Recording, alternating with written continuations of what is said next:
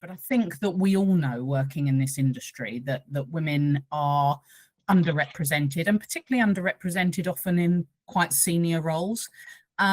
And so a women's only network is a place where we hope we can provide a safe and supportive environment where ultimately the women in this network, and that will grow and develop in time, I'm sure, can share experiences, share challenges, and have a bit of a safe space to say, look, I feel like I can say what I need to say without fear of judgment or bias.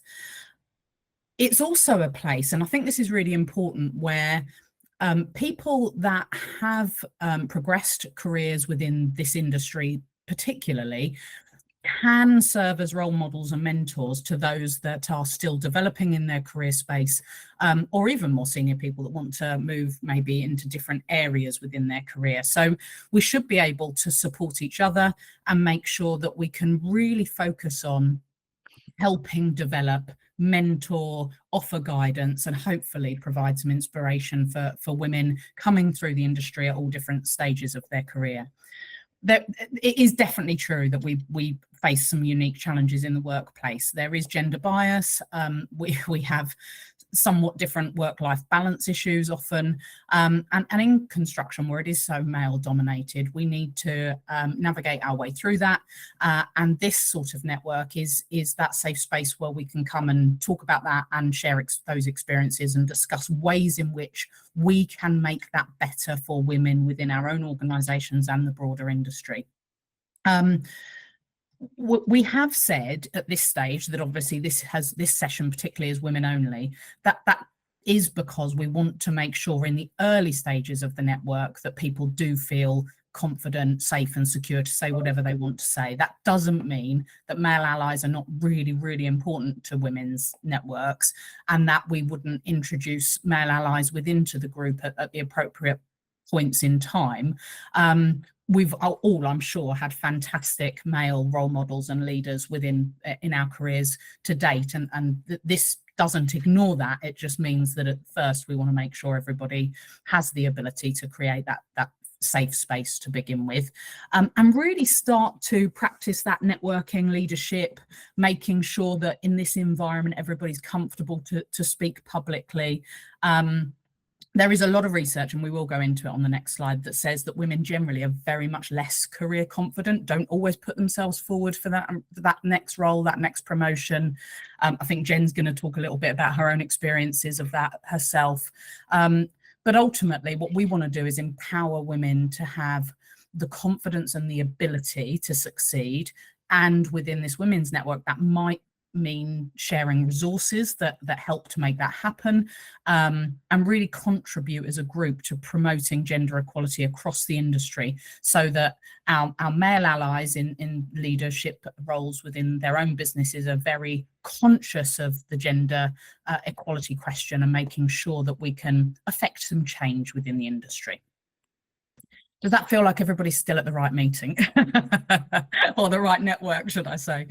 So that's why we think women's only networks are important to us. And as I say, we are really invested in trying to generate some change within the industry as a result.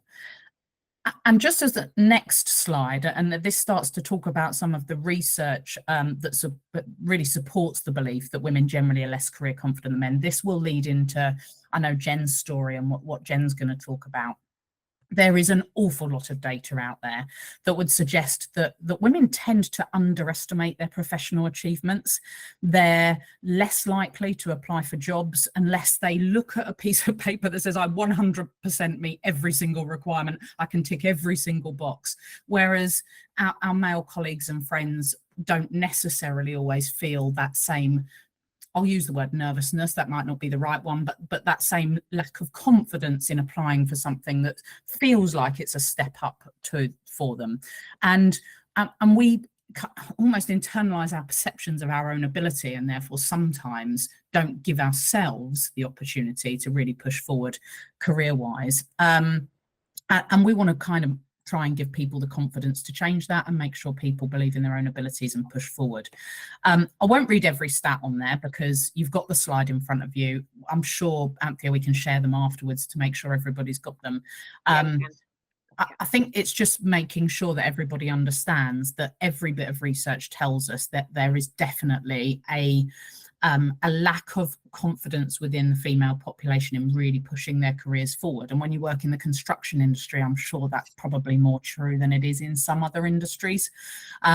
We really need to make sure that women, particularly women of colour and other different challenges within the workplace, are highlighting that women can absolutely have the right career trajectory in construction and move their careers forward.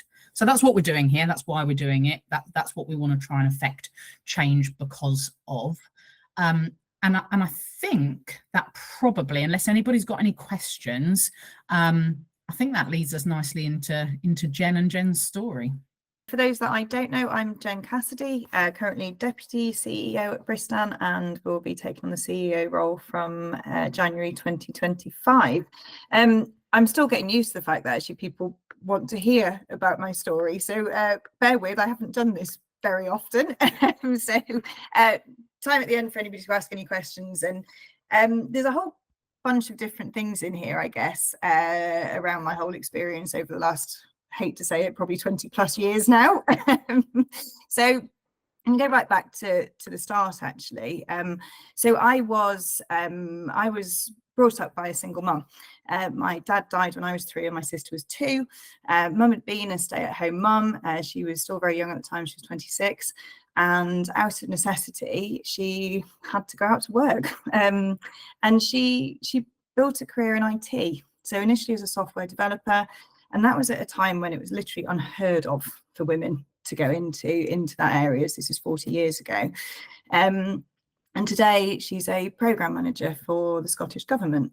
And I'm both enormously proud to be her daughter, but also incredibly grateful for everything that she's done and continues to do for me. She actually lives with me today, and currently looks after my horses, which is really the only reason I can do the job I do. So I'm based up in Scotland, and I spend 2 days a week in Tamworth, so a pretty hefty commute. And the most important thing that Mum taught me and continues to teach me actually is that anything is possible. So I left school at 18 after somewhat disappointing A-level results. So I'd got a job in a bar, met my now ex-husband, and had a social life that didn't really align with revising for maths, chemistry and physics. I had no idea what I wanted to do when I grew up.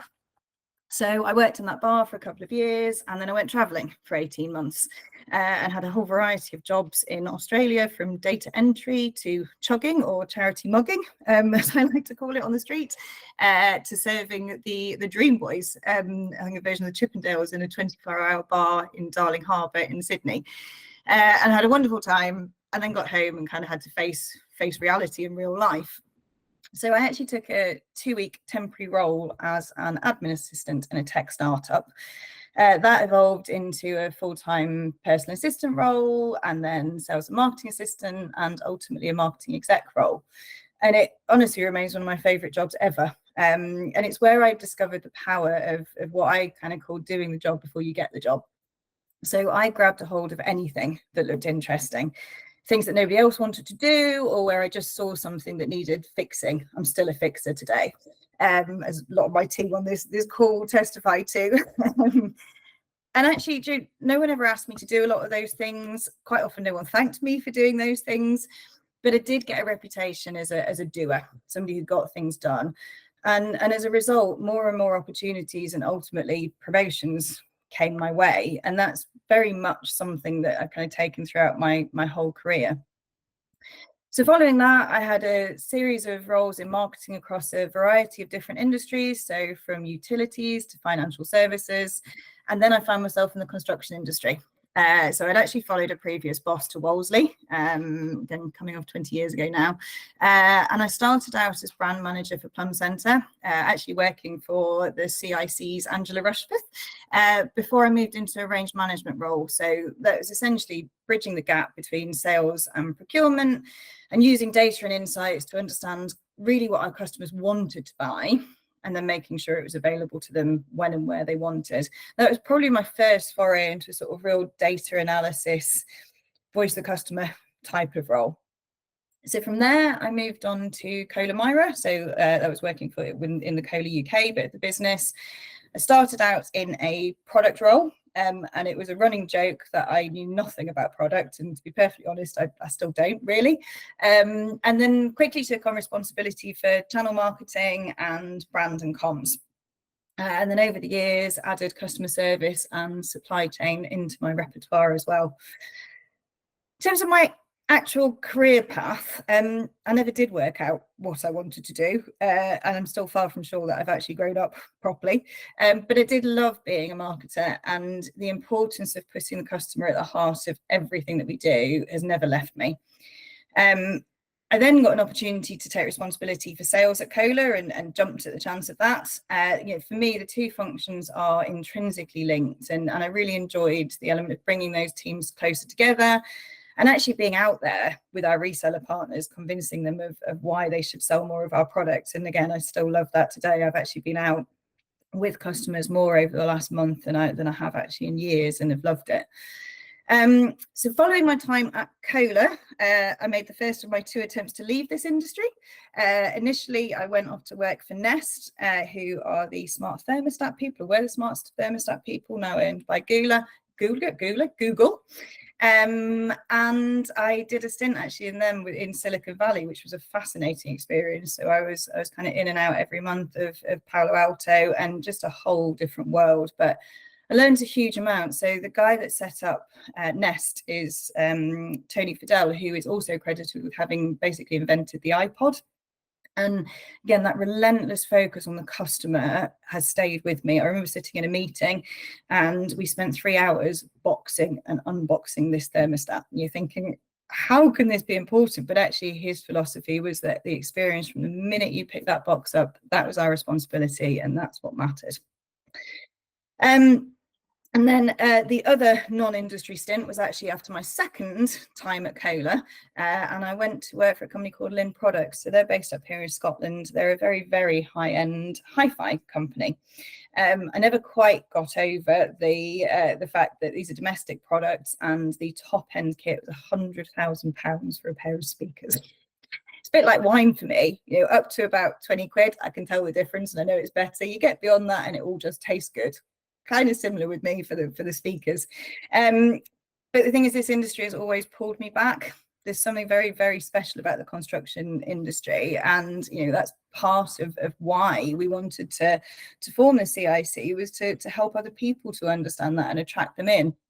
I've met 2 of my best friends through this industry as well. So from a personal point of view, I've gained a lot as well.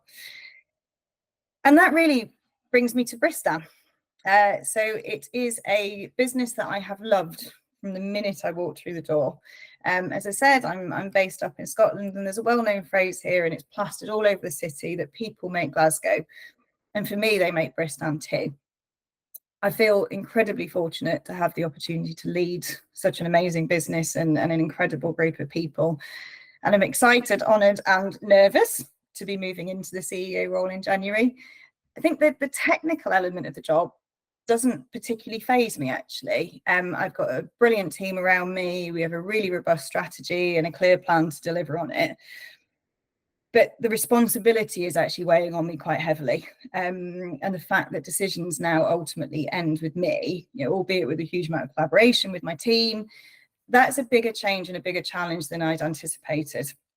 And I've actually recently apologised to Martin, my boss, because I think I've realised that I've spent the last 3 years demanding to know why we can't just do X, Y, Z, and I'm suddenly finding that actually it's not always that easy. When you're looking across the whole organisation and the impact of decisions on all functions has to be considered, there isn't always an answer that's right for everybody, and that's taking, I think, some adjustment. I think naturally lots of us females tend to be people pleasers, and the fact that I can't please everybody is something that I'm having to get used to rapidly. In terms of how I see my role today, there are 4 things that I believe are my responsibility as CEO. So the first is creating a cohesive and an effective leadership team. So that means a team that sees beyond their own functional responsibilities, but also one that's very comfortable with constructive challenge and constantly pushing each other and stretching each other. The second one is absolute clarity in purpose and priorities. The third is communicating those priorities, and that's where, you know, often lots of organizations and we have fallen down in the past, and it's so critical that everyone in the organization knows that the role they play in delivering on that purpose and delivering those priorities. And then the last one is ensuring systems are in place that actually allow us to deliver on those priorities. So, you know, the real simple bits around reporting and meeting cadence, but also how we recognise and act on gaps and opportunities relating to those priorities, and how we go and either close those gaps or exploit those opportunities. So I've been doing a lot of reading as well recently, and I've kind of summarised this into 3 books that I think explain the challenges in most organisations that link to those 4 priorities above. So the first one is a book by a guy called Patrick Lencioni, which is called The 5 Dysfunctions of a Team. It's a really interesting book if you've not come across it. It's basically a fable. So it tells a story and then kind of works that down into a pyramid of things that you need in place to have a really effective team. And basically everything starts with trust. If you don't have that trust within a team, then you don't get that challenging conflict. You don't get that accountability within a team either.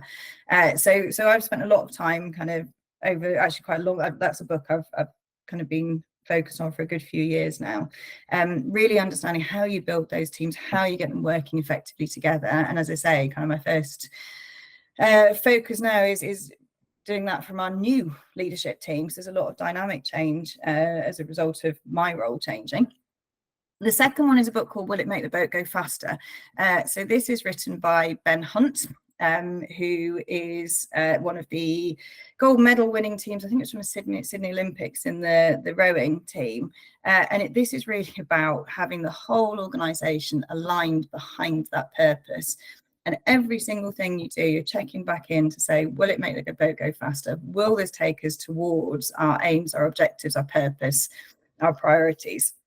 Again, great book. I read it many, many years ago, and it's one that I recommend to lots of people. And I've heard Ben speak, and he's quite incredible. Really very, very inspiring. And then my third one is a book called Execution. So this is a guy called Larry Bossidy.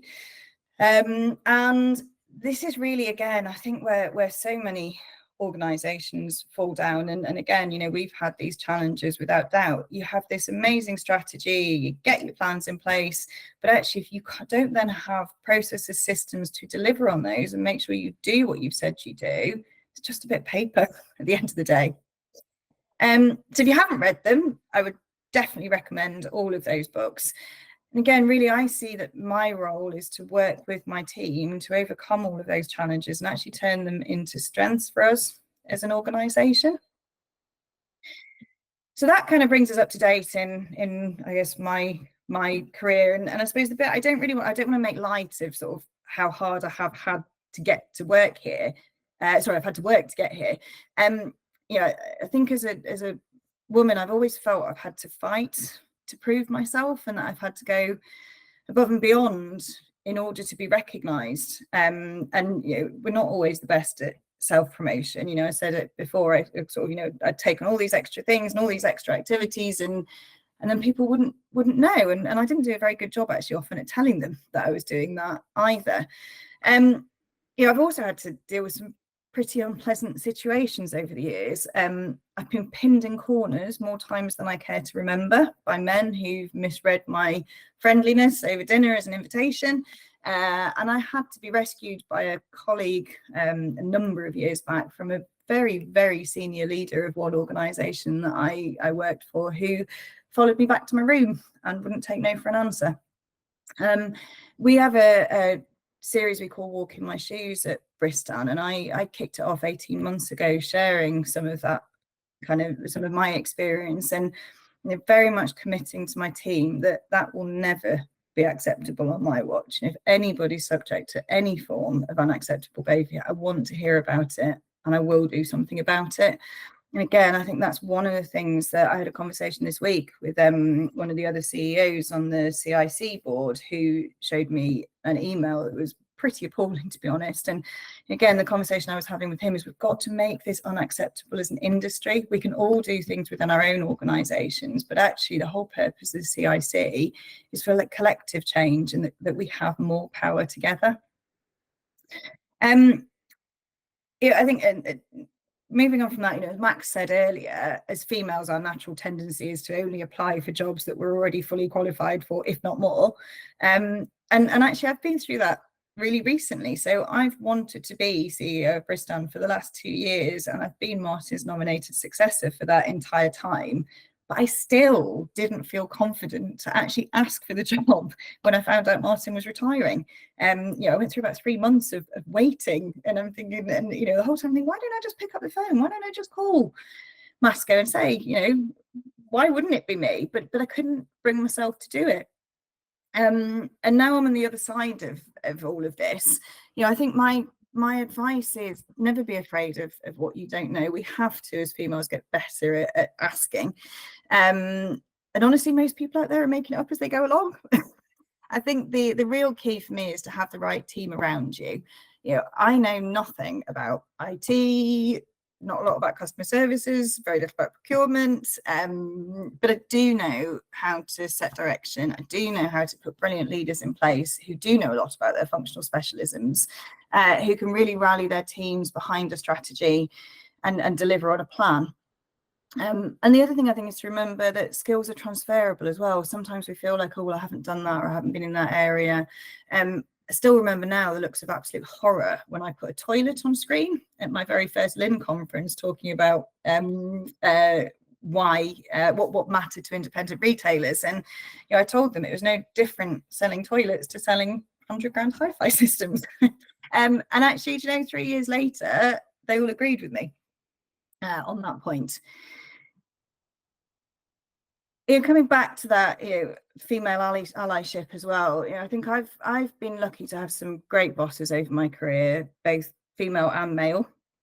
But one really stands out from my early days as a really incredible example of that allyship and support. So Lizzie was marketing manager when I worked for a credit card company a long time ago, and I remember being really nervous when I met her because I'd actually been recruited while she was on maternity leave, and she was going to be my boss, and I didn't know what it was going to be like. And actually I'd mostly worked for men up until that point. But she was amazing. She came in, we met, and she put me at ease instantly. And over the next 2 years, she was a constant source of encouragement, challenge, and actually now I realise, looking back, protection actually as well. She was always looking for opportunities for me and others in the team to shine, and basically taking all of the flack when there were challenges. And I was so loyal to her, actually, that when she was made redundant, Reed fired without cause, I actually resigned on the spot. Without a job to go to, because I was so angry about the way she'd been treated. Probably not my most sensible move ever, but it worked out. And I've made mistakes along the way without question, in terms of roles that I've taken or companies that I've joined. But when I've recognised it, I've done something about it. I think what I've learned over the years is I can't control the organisation that I'm in, but I can control how I respond to the environment and the situations there. And I think one of the real red flags for me is if my values are challenged.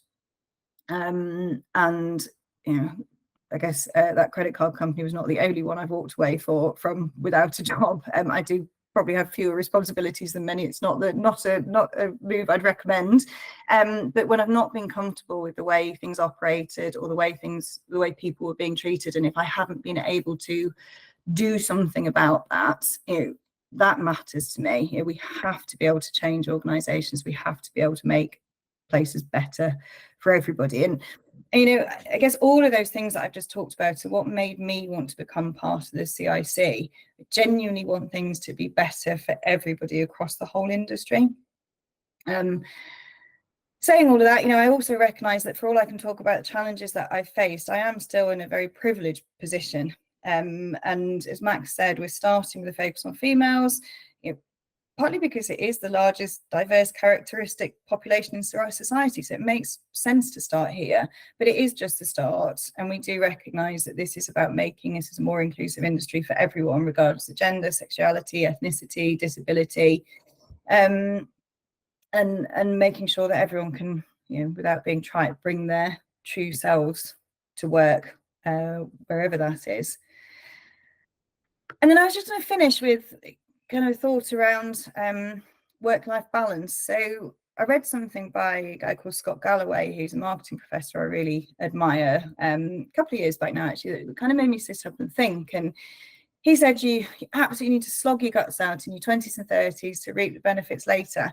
And at the time I thought, actually, it's quite an old-fashioned view, but the more I've thought about it, I think I sort of tend to agree with him. So I'm not saying you have to work 80 hours a week. You shouldn't. Nobody should need to do that. But actually, you do need to go over and above if you want to progress rapidly. You need to take every development opportunity. You need to get involved in committees, employee groups, submit your improvement ideas, be willing to speak up and ask questions. And I think generally just have a real curiosity about the business that you're in. I will say, for the introverts in the room, and I've got comfortable over the years speaking more, but I'm not naturally a huge extrovert. I would say there are ways and means to do that without needing to be the loudest voice in the room. You find yourself a sponsor or a mentor and ask them to help you find opportunities as well. And then kind of aligned to that work-life balance, I also recently learned about the importance of having what a guy called Nick Petrie, who's a real expert on burnout, calls an opposite world. So it's something outside of work that really takes you away from it. And ideally something that you can kind of make part of your daily routine. So for some people it's dog walking, some people it's knitting, others still do powerlifting or the like. And for me, it's my horses. So when I'm home, my day starts with shoveling shit, basically, and ends with me riding. But it keeps me outside. I've got that routine, I've got that structure. And actually, when I'm with the horses, I genuinely don't think about work. It's not that difficult when all your efforts are going into persuading an opinionated half-ton animal that they want to do what you want to do, not what they want to do. I actually gave up riding as a teenager and only took it up again 10 years ago. And I did do those stupid hours for a long period of time. And I guess wish I hadn't in some ways. But I got divorced 10 years ago and upgraded from husband to horse. And looking back, I can see the enormous positive impact that having that hobby has had on both my personal and work life. So have a think about that opposite world, and if you can, pick something that you can't just do another 30 minutes work on before you get to it.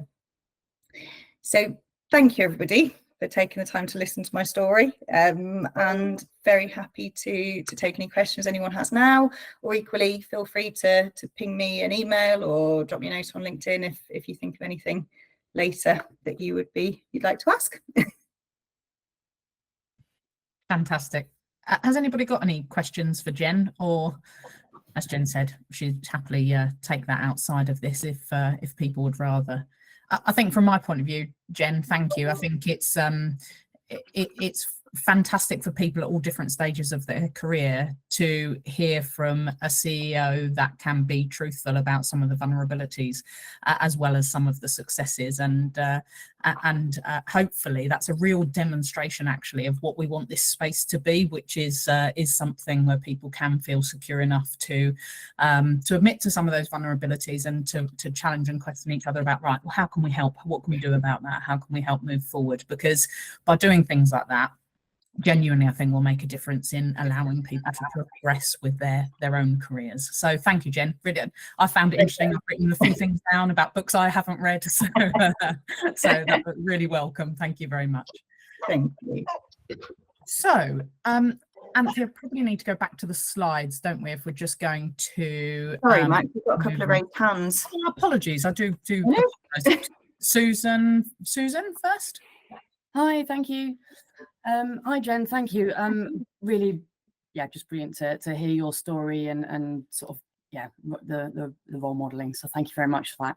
I guess my question would be around, is there any either your own personal tips or books that you could recommend that help with the sort of, how do you do the self-promotion and putting yourself forward for things, but Mhm. balancing it with, you know, not getting a reputation for being sort of bolshy or know-it-all, or, you know, it's a constant sort of quandary. And as I say, either your own tips or any good books that you can suggest, please.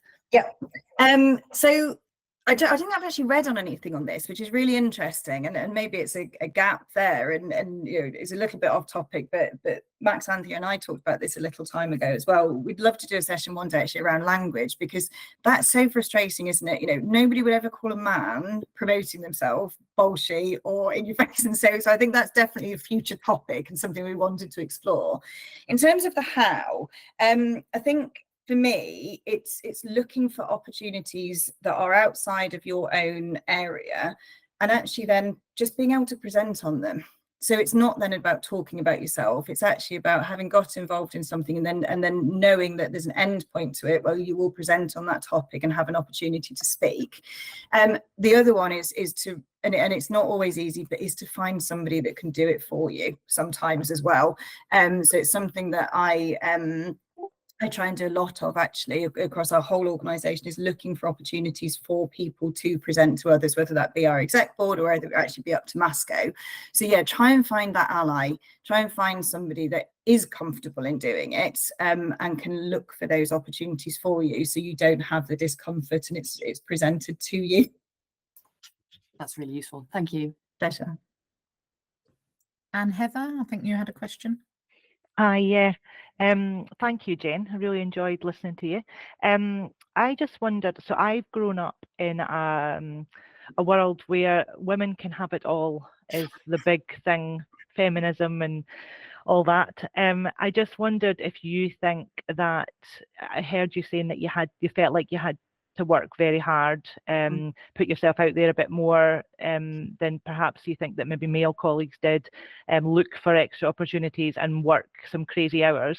Do you think it's possible to have it all? And do you think that by looking back at your past, do you feel like you missed out on other things because you worked so hard? So no, I don't think you can have it all, is the short answer. Unfortunately, I'd love to say yes, but I don't think it's possible.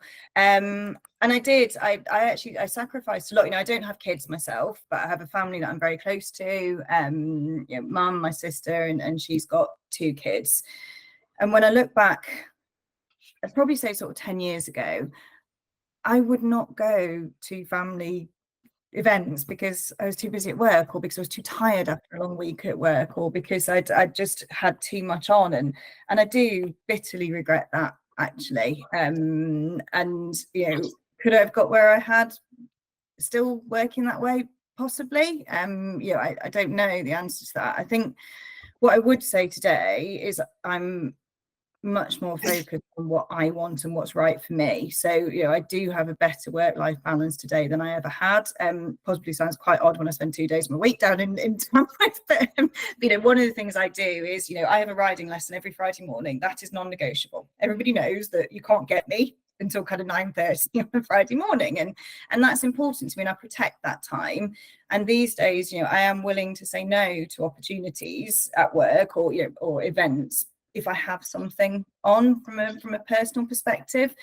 You know, is that because, you know, level of seniority? Possibly a little bit. It shouldn't be. What I will say is, you know, I have exactly the same rules for me that I do for every single member of our organisation. You know, share with you one of the members on my team, I'm sure she won't mind saying, pinged the other day and said, look, can I do an 11 a.m. exercise class and just shift times around? Of course you can. Actually, you don't even need to ask me that. Just do it. You know, I think there's got to be that trust there. But I think, you know, it is tough if you want the career. Sometimes there are things along the way that unfortunately you do have to sacrifice, and you've just got to figure out what balance is okay for you. Thanks, Thank Jen. you. I think we've got a couple more questions if Anthea, if we're okay for time. So I think Emma might have been sorry, Rebecca was first, then we'll come to Emma. Okay, so have I unmuted? Yeah. Yeah. There we go. Nice to see you. I don't want to make this weird because it is a little bit personal, so feel free to say I'm not answering that. But one, I'm very inspired by your story, first of all, so thank you for sharing. But one of the things that I've found through my 20s and 30s, my work-life balance, that wasn't great. Even when I became a mum, it still probably wasn't what it should have been, and I've had a chance to reflect on that now.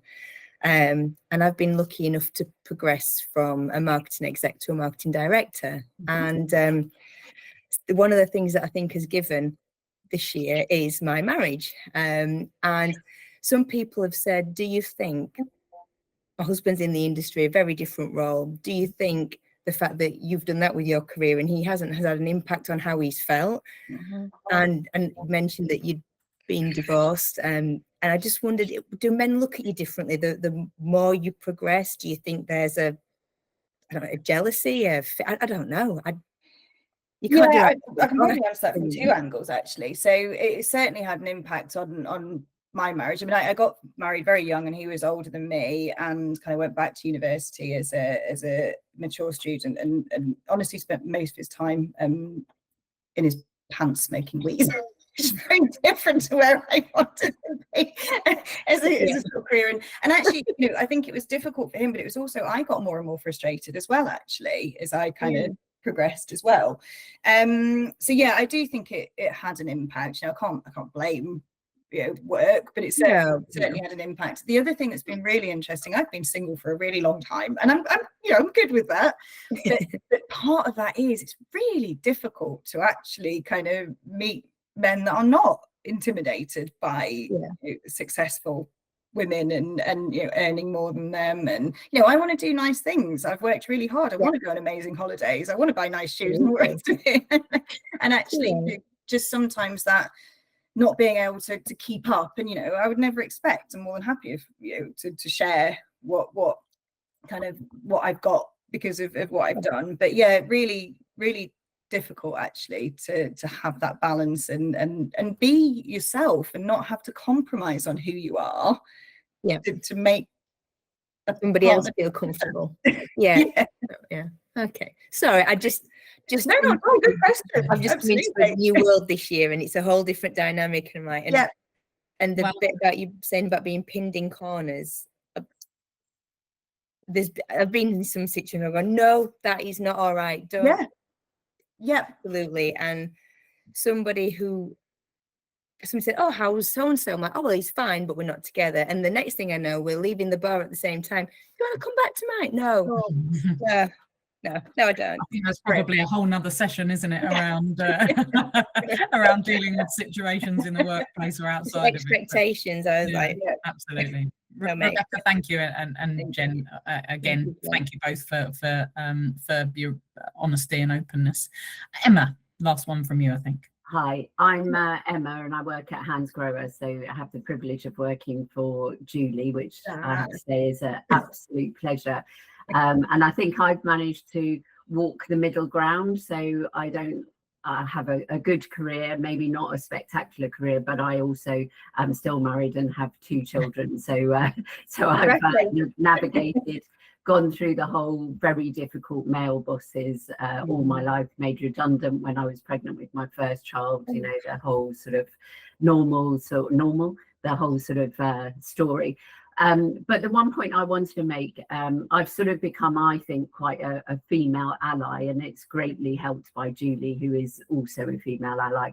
But I noticed such a lot within the sales team is the difference between the way men and women on the sales team play or work. And the women tend to be much, much more honest in reporting their sales figures, in reporting their meetings about not reaching their targets, etc., etc. And the men are, so bolshy, they don't turn up to events, but they never get challenged for that. They exaggerate their pipeline, they, just bullshit, basically. And I with the HR over not the fact that it's sexist per se, but just that women behave differently and therefore treatment should be different. And I think that's it. I find it quite fascinating, really, because it isn't sexism but there is something there, isn't there? There's something about needing to treat female salespeople just slightly differently, because women are much more honest and open, as we've just just seen with yours and Rebecca's comments. You know, we're happy to share, we're happy to tell the truth. And men have that sort of facade, don't they, that they're like winning at everything. And I think that's a big difference between us, and I think that that's something that maybe should be explored a bit more, in terms of management styles and the difference between people. So more of a comment than a question, but just that it's fascinated me over the last couple of months seeing these differences, and I'm constantly banging on to Julie, who also gets it, but I just felt it was one to sort of throw in for conversation. So that was my answer.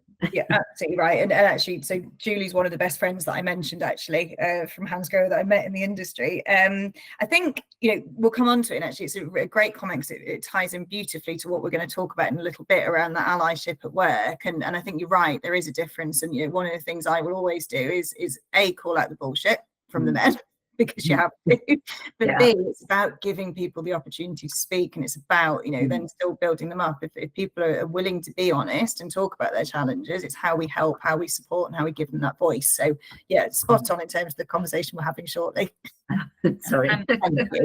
I think just to add to that, thank you, both of you, Rebecca and Emma, because I think it's interesting that those topics we will lead on some of those topics as we move the network forward. There's certainly I think a piece around behaviour in the workplace and how we have zero tolerance to some situations, and how organisations handle that. That's something interesting we might need to explore as a network. But also there's something around, as Jen said, and I know she said she didn't want to be trite about the whole bringing yourself to work thing, but I think it's interesting. I run a national sales team, estimating team, customer services, etc., and probably spent far too much of my career trying to emulate people that I'm not really like, because of that bravado of in a sales team that you talk about. So I think that's another topic in itself that says, how do we make sure that we can progress within our careers in areas that people generally succeed, acting in a different way to us, and how do we balance that? And I think that's another particular interesting session that we could expand on in the network moving forward. So thank you for those.